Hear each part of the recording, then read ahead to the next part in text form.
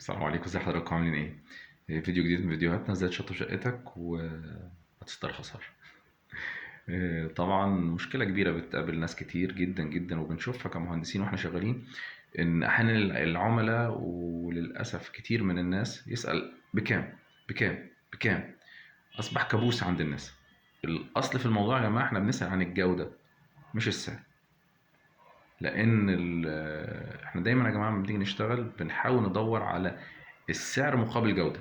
ده انا كمهندس ديكور بفكر دايما في النقطه دي، ازاي اجيب حاجه سعرها كويس وفي نفس الوقت جودتها عاليه.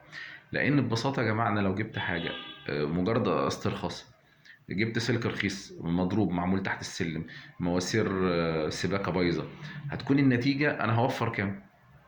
هنقول مثلا وفرت 1000 جنيه في المواسير. طيب ماشي، شوف بعد بقى ما للأسف المواسير تركب وقعدت سنة ولا حاجة مع استعمال المياه السخنة في المواسير، المياه الساقعة في المواسير، فجأة اللحامات هتضرب، كارثة جوه الحيطة، عملت مشكلة مع الجار.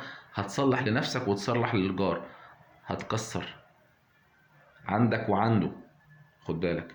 وهتجيب سيراميك جديد، هتجيب مبلط، هتجيب رمل، هتجيب اسمنت، هتجيب سباك، دخلت في حوار مش اقل من 10000 جنيه. يا جماعه احنا بنعمل ايه؟ عشان كده دايما في شغلنا دايما نقول كلمه مهمه جدا: الغالي رخيص. خلي بالك من النقطه دي، مش كل حاجه تجري عليها، ولكن دايما كل هدفي اللي يكون قيمه مقابل جوده، سعر مقابل جوده. ده هيفرق معايا كتير في الشغل. فمش كل حاجه يا جماعه نجري عليها نقول يا باشمهندس بكام، عايز زي ما بنسمع ارخص تصميم، مين ارخص بتاع الالوميتال. يا جماعه الالوميتال نفسه في درجات، في اوزان، الرخام نفس الكلام، سلوك الكهرباء نفس الحكايه، المواسير، السباكه. يا جماعه خلي بالنا من النقطه دي، مش كل حاجه استرخاص.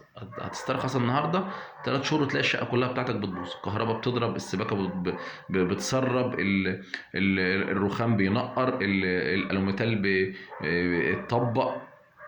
انت عملت ايه؟ هتلاقي الدهان قشر بقى وعمل ما تسترخصهاش.